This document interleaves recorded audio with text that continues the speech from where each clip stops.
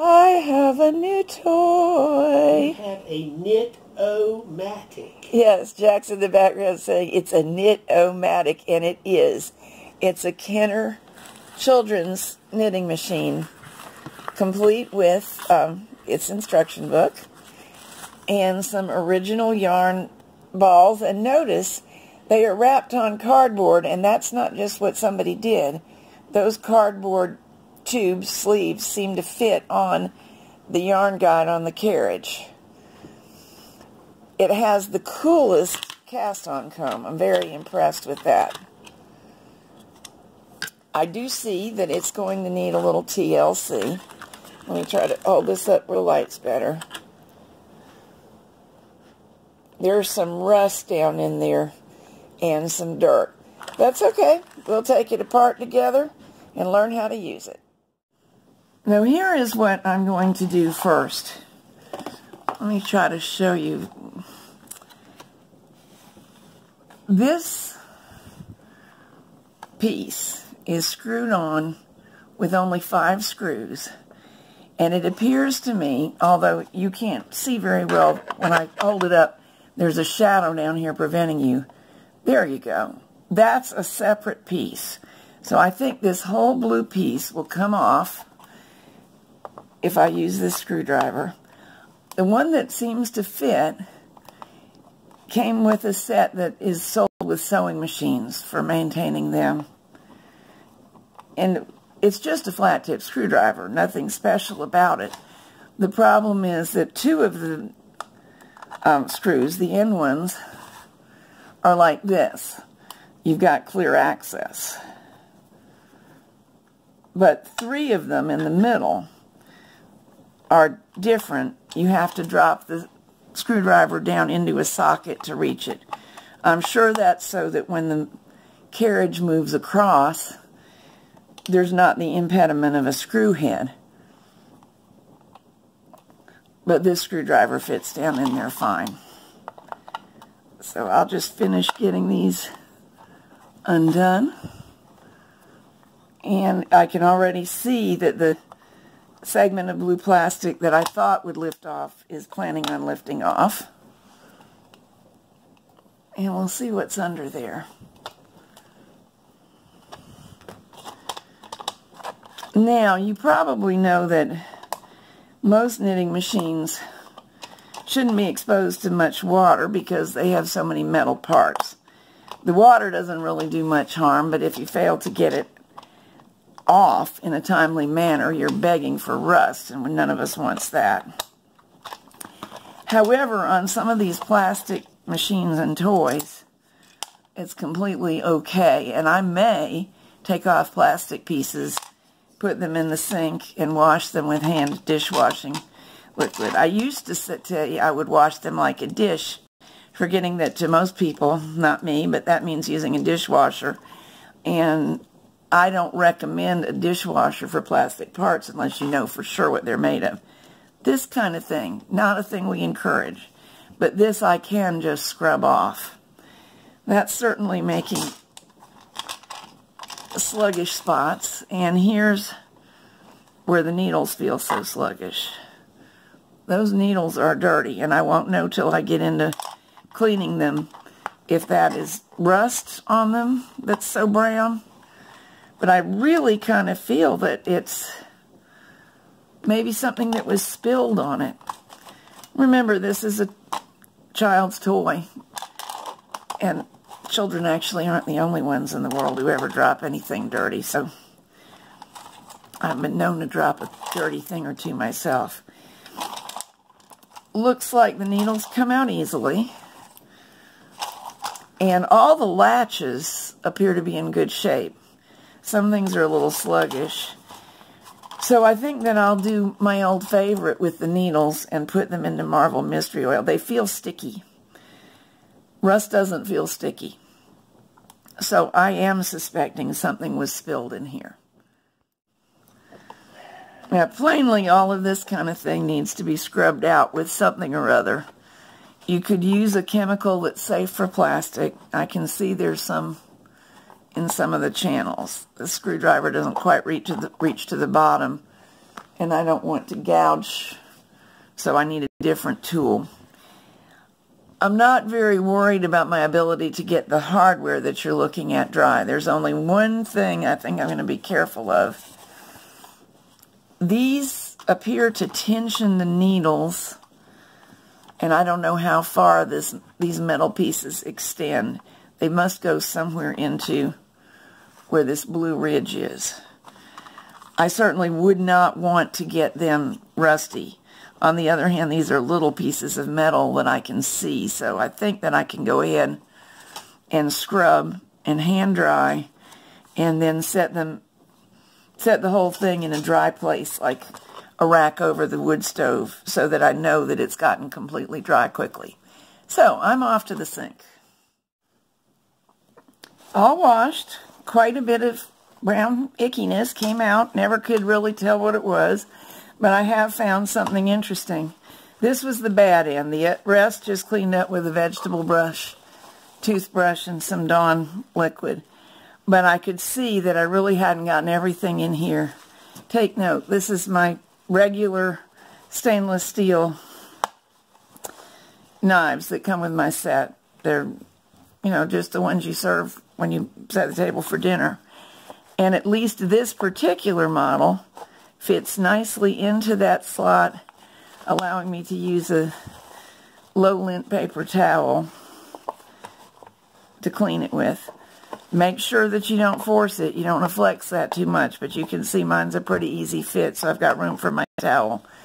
And I've been going through, you can see a little bit of the dinge of whatever it is coming off. So I'm going to keep doing that for a little while to make sure I've really got as much as I can out of there. I don't believe you can see it on the video, but I've got it set so I can actually sight down. And you don't so much as see the crud as you see a lack of evenness in what should be a straight slot. And then you know you need to do it again. That time I got rid of a lot of what I saw. And it wasn't a whole heck of a lot. You can see what I got out. There's a little black speck falling through. But it was clinging to the corners of my slot, and I'd rather it not. So I'll keep doing that for a minute. One nice thing about being able to use the kitchen knife and the paper towel here is that once this has been through a channel, the dampness remaining is so faint that drying it out with warm air will not be a problem. So it won't be very long before the needles can go back in, probably as soon as I can get them clean enough. Here's another thing I got out, several pieces like that. Same as you do from most any knitting machine. They're old fiber. And we don't want them in the way because they can also make for sluggish action. Here are my little metal pieces, and they also cleaned up nicely. I did not, in fact, purposely get them wet. They got slightly damp, but I did reach over and hand clean with paper towels. And they look much better. They had fiber and some of that brown stuff stuck to them. Here's our carriage. I thought while everything else dried and while my needles soak, I'd take a look at this. It's an interesting thing for you to look at because it may remind you of the underside of a bond key plate, the needle path. I do see that this one has been loved and had some mishaps. Can you see along here the nicking and bumping? I'm going to leave it alone for now, but if it causes hesitation or hanging up of the needles, I'll come back with an emery board or a fine file and get rid of some of that. It's always a judgment call. You don't want to change the intended size because then it won't make proper contact. On the other hand, the burrs that are created from needle jams stand up and get in the way of proper function. So we'll wait until we can test it out and see, can that be left alone or should it be dealt with? While we wait for everything to be ready to reassemble, thought we'd take a look at this. This actually is a tensioning device. When all the way forward towards you as you knit, it's very hard to turn this spool. When all the way back, the spool turns more freely.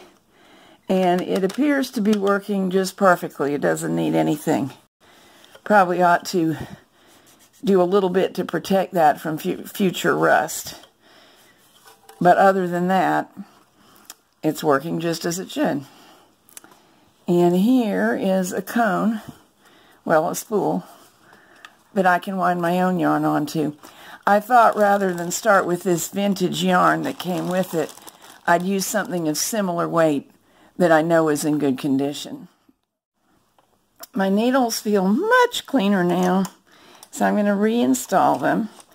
I did have 4 or 5 that were still pretty nasty, and I still have hopes that I can get them better. So I'm going to just leave those out on the ends and put these in so that we can try it. These aren't perfect. I'll find you one with a stain and show you what I mean. There's one. It's always a judgment call. How much do you scrub? You can clean them up with a brass brush beyond what the chemicals you've decided on using for cleaning will do. Or you can use a very fine steel wool.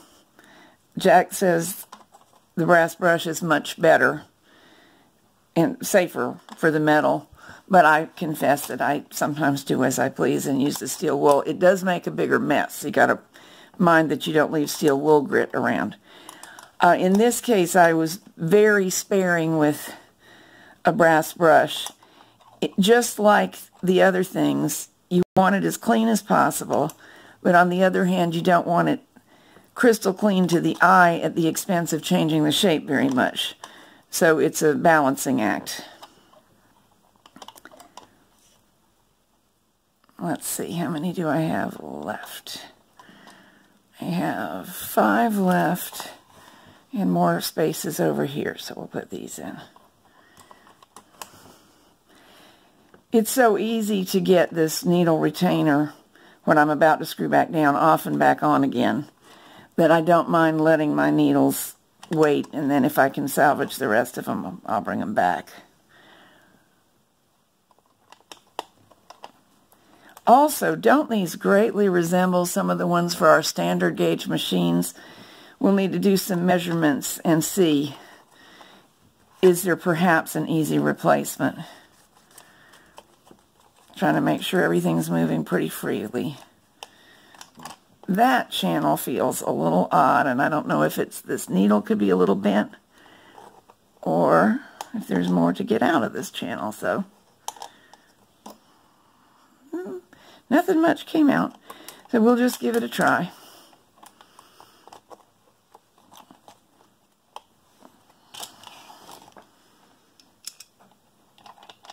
There's my needle retainer. I don't know what its proper name is, but it is a needle retainer at least. The rule when putting on things like this, whether plastic or metal, is alternate positions and get everything started before you snug it down. Otherwise, you risk getting sort of bubbles where it fits well in one area and not in another. That's caused by the fact that these holes that receive the screws allow for just a little bit of play. And actually that can be a good thing, to allow you to still fit things back as they belong, even when there's been a little bit of wear and tear. But you do have to mind that you don't tighten down one position without regard to the other positions. So I'm just going to start from the center now that everything is slightly tightened down and move out.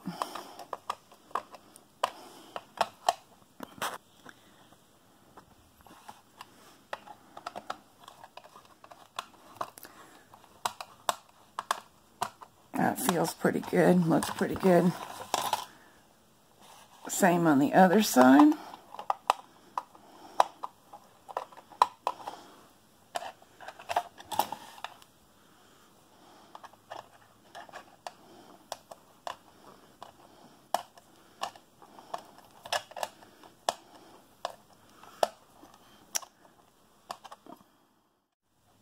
Let's put this carriage on and see how we did. I noticed that this area must be threaded carefully onto the back. There is a lip under there. Let me try to point with my screwdriver. See it sliding under? That's where the corresponding part of the carriage rides. So it's important to get that threaded in correctly. Not difficult, I'm just pointing it out. And after that, it's pretty simple. But it is possible to get it on so it feels right, but it's not hugging here. Let me try to do that. See, that's wrong, if it would go over my fingertip. There's another lip here. Those two need to hug each other. So let's see if it goes with greater ease than it did. Oh my, yes.